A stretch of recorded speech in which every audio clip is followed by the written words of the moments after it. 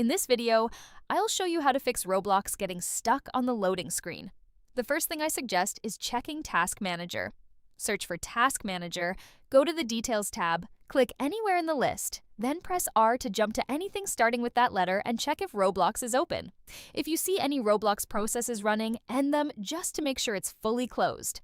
Next, check for Windows updates. Search for Windows Update, check if there's an update available, and install it if there is.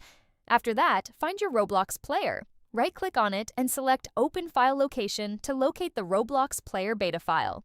If it's not on your desktop, you can search for it in the Start menu instead. Once you've found it, right-click on Roblox Player Beta, select Properties, go to the Compatibility tab, and enable the two compatibility options there. Click Apply, then OK. Do the same thing for the regular Roblox Player. Right-click, Properties, Compatibility tab, and make sure those same options are checked.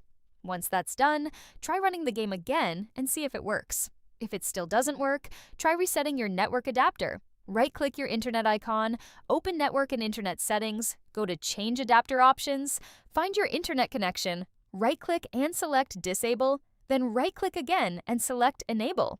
If the problem still isn't fixed, try installing Roblox from a different platform. Go to the Microsoft Store and search for Roblox there.